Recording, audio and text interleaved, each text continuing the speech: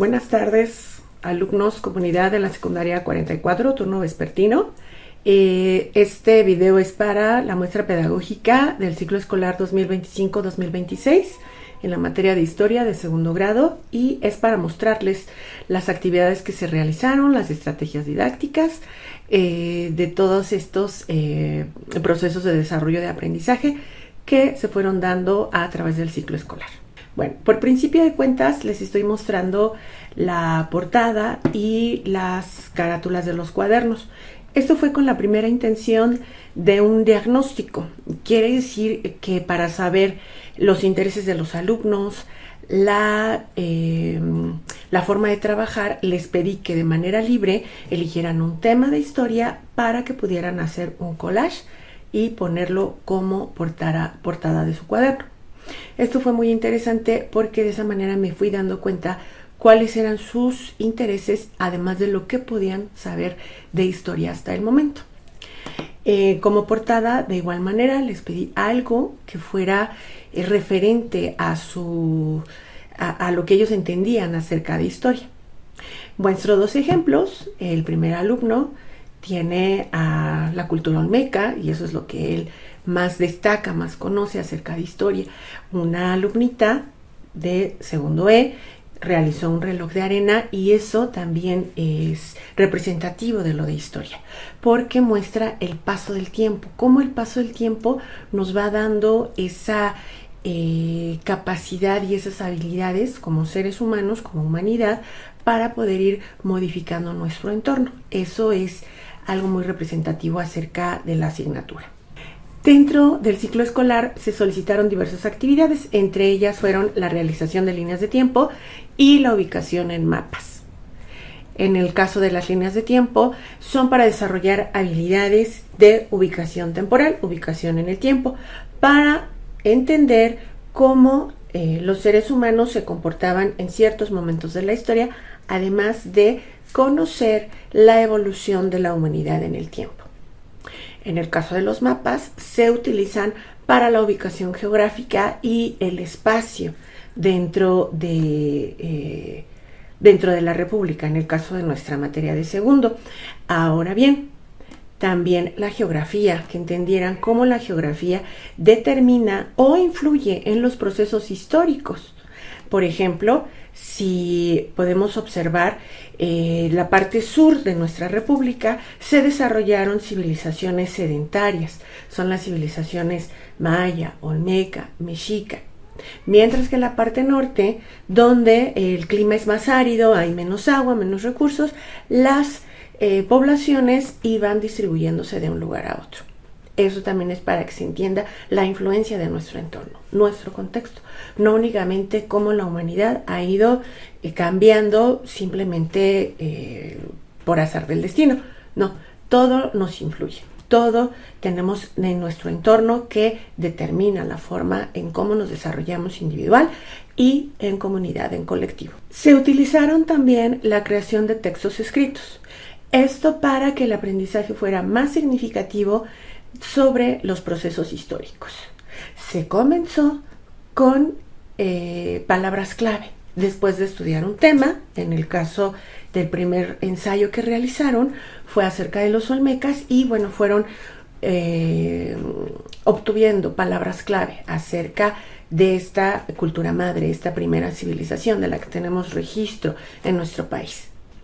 Posteriormente se fue desarrollando pequeños escritos, pequeños esbozos con inicio, desarrollo y conclusión para que fueran con sus propias palabras y ayudados de las palabras clave desarrollando estos temas y se obtuviera un aprendizaje más significativo. Esto entra dentro de los procesos de desarrollo de aprendizaje, tanto de historia como también vinculado a la lengua materna. De esta manera, los alumnos pueden utilizar diversas disciplinas para poder desarrollar habilidades diversas. Habilidades que no solamente van a ser funcionales para la materia o para pasar, sino también para su vida. En el caso de los escritos, fueron desarrollándose a lo largo del ciclo escolar para de tal manera, al finalizar, se realizó un cuento. El cuento fue sobre la Revolución Mexicana. En este caso, aquí pongo un ejemplo de una alumna que desarrolla un cuento acerca de lo vivido en la Revolución Mexicana, con la intención de no solamente entender el proceso histórico, sino que también los alumnos desarrollaran una habilidad que se llama empatía histórica.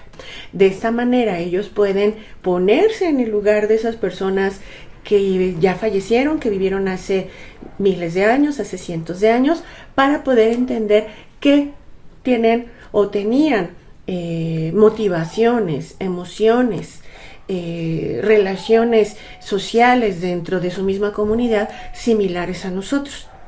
Es decir, que no eran personas aisladas, personas que se desenvolvían completamente distintas, no, al contrario. Son personas, eran comunidades que tenían sus emociones también dentro de los procesos históricos que se vivían. Una de las preguntas que se les hacían, se les cuestionaban a los alumnos para desarrollar esta empatía, era, bueno, ¿qué emociones crees que haya sentido la gente en ese momento? ¿Qué hubieras hecho tú en su lugar? Y de esta manera no solamente desarrollan la parte de la empatía hacia las personas del pasado, sino que también van desarrollando la empatía hacia su presente, hacia su comunidad. ¿Qué harías tú en situaciones similares?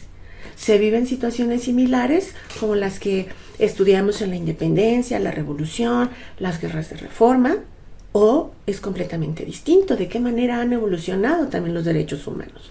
¿De qué manera personas de su edad, jóvenes de su edad, 12, 13 años, vivían hace 100 años?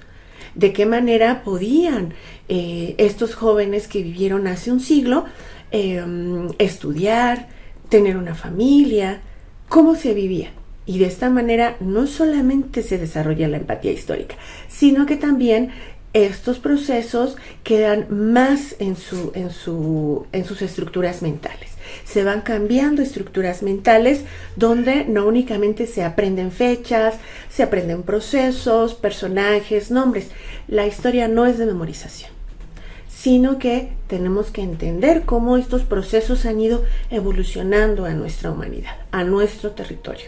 Los derechos humanos. No es lo mismo la educación actual, 2026, a la educación que se daba en nuestro mismo territorio hace 100 años, o hace poco más de 100 años, en la época porfirista.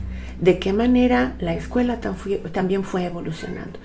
La forma en cómo los seres humanos se fueron relacionando entre sí, entre hombres y mujeres. De esta manera ellos también van valorando lo que tenemos actualmente. Algo que también les comentaba mucho a los alumnos era, ¿para qué nos sirve la historia? Precisamente para poder observar que si existen nuevamente abusos por parte del gobierno, nuevamente abusos por parte de otras personas para denigrar nuestros derechos humanos, podamos entender que no es posible esa violación a los derechos humanos, sino que también podemos alzar la voz para que no vuelva a suceder. Situaciones en otros momentos históricos que sucedieron contra la población, en contra de sus derechos laborales, sus derechos a la educación, los derechos a la libertad, no vuelvan a pisotearse como hace algunos siglos, hace algunos años todavía en nuestro país. Entonces, eso es también parte de la historia. Que no se repitan los eventos que nos denigraron como humanidad. Otra de las actividades que se realizaron fueron trabajos en equipo. En el ejemplo que les estoy mostrando son cajas o cofres del tesoro acerca de nuestra independencia. La intención aquí, más que nada, era que las habilidades desarrolladas fueran a partir del trabajo en equipo, la colaboración en familia, la creatividad y sobre todo la solución de problemas. ¿Cómo podían resolver los problemas los alumnos por sí solos, sin necesidad de que alguien les dijera exactamente qué hacer? Únicamente con la guía de una servidora como profesora en el salón de clases, y de qué manera ellos pueden solucionar problemas de manera individual, de manera colectiva, cómo ponerse de acuerdo frente a esos problemas en equipo para poderles dar una solución. ¿Por qué se eligió ese tema en concreto? Porque la independencia de México, el tema, la información que tenemos es muy vasta. Los alumnos han visto la independencia de México desde que son pequeños. Entonces, ahí no me enfoqué en la cuestión de la información, porque es algo que ellos ya conocen, algunos decían que ya lo dominaban. La caja de la independencia se elige para que se desarrollen habilidades que son para la vida, no únicamente enfocadas en la historia. Les decía, la solución de problemas, la creatividad, el trabajo en equipo, el trabajo colaborativo e incluso también, pues, de qué manera la familia los podía apoyar. Porque algunos alumnos, por ciertas situaciones, pues tuvieron que hacer su trabajo en su casa. No habían ido a la escuela, entonces quien ayudó en ese trabajo fueron sus familias. ¿Y cómo resolvieron esos problemas? Entonces, algunos se decantaron por observar videos, tutoriales. En este caso, para hacer las cajas que simulan ser una televisión, de esta manera fueron resolviendo. Esto fue parte de la evaluación. Al presentar las cajas, la presentación en el salón de clases no consistió únicamente en la información sobre la independencia de México. Consistió sobre todo en conocer cómo habían trabajado, cómo habían hecho sus actividades, de qué manera habían abordado esos problemas, qué problemas habían enfrentado. Y dentro de los problemas que encontramos, pues bueno, fue conseguir el material, cómo se podía hacer ese circuito para que girara su caja de televisión. Pero también hubo otro tipo de cajas que me sorprendieron mucho, en donde incluso le pusieron luces para poder simular, bueno, pues el cielo, las estrellas en esa noche de la independencia. Hubo quien le puso su campana, hubo quien la hizo en forma de cámara fotográfica. Aquí no aparecen todas las fotos, solamente algunas y de cómo van trabajando. Incluso algunos pusieron dulces. De esta manera era el cofre del tesoro, para que el tesoro fuera la independencia de México. Esto lo tuvieron bien representado los alumnos y de manera tal que, bueno, se obtuvo un buen resultado en este proyecto que se realizó. Se trabajó también con organizadores gráficos. Los organizadores gráficos son mapas mentales, mapas conceptuales, cuadros sinópticos, cuadros comparativos. De esta manera, la información se sintetiza en un solo diagrama, en una sola imagen, para de esta manera la información que tenemos en la mente, que está tal vez desorganizada, tal vez la tenemos así, la podamos plasmar en el papel y de esta manera, al plasmarla en el papel, podamos organizarla. Al organizarla, podemos hacer una lectura como si estuviéramos leyendo un texto, un resumen, pero la leemos a partir de un mapa mental, un mapa conceptual, los organizadores gráficos. Estos organizadores gráficos también resultan muy útiles dentro del aprendizaje significativo, para que los alumnos sepan de qué manera pueden organizar la información, sin necesidad de memorizarla, utilizando palabras clave, utilizando conectores para poderla plasmar en sus cuadernos. De esta manera, también se les solicitaba que posteriormente esa información del organizador gráfico la pudieran elaborar en un resumen escrito con sus propias palabras.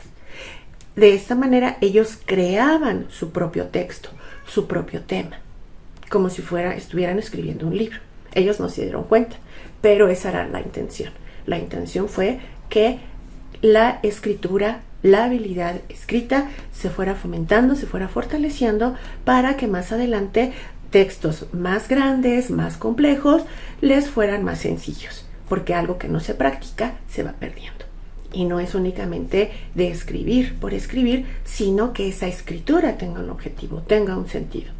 Y hubo textos, hubo producciones muy interesantes acerca de los fenómenos históricos que vivimos en nuestro país. Dentro de las estrategias didácticas se utilizaron imágenes. Las imágenes fueron en algunas ocasiones proporcionadas por una servidora, en otras ocasiones los alumnos proporcionaban las imágenes. La estrategia que se utilizó fue el análisis de estas imágenes para que se pudiera observar las fotografías, las caricaturas, litografías o pinturas realizadas en ese momento histórico y poder entender cómo la población veía observaba a sus personajes históricos, observaba los mismos procesos. De esta manera, no solamente se fortalecía el tema histórico, sino que también otras habilidades como el análisis, el pensamiento crítico, el pensamiento reflexivo, porque se les hacían preguntas. No únicamente era ¿qué observas en la imagen? Y ellos me dijeran observo a una persona que está sentada. No, sino que preguntas para que se fomentara el análisis, la reflexión, la crítica, obviamente. De esta manera, nuevamente, se busca que las estructuras mentales de los alumnos se puedan modificar. Finalmente, lo que les puedo decir es que se buscó en todo momento que los alumnos desarrollaran su creatividad, su curiosidad y esas habilidades innatas que les hace desarrollar su aprendizaje. Y de esta manera me despido. Les agradezco mucho. Nuevamente mi nombre, la profesora Gabriela González, de Historia de Segundo Grado, y pues nos vemos el siguiente ciclo escolar. Muchas gracias y excelentes vacaciones.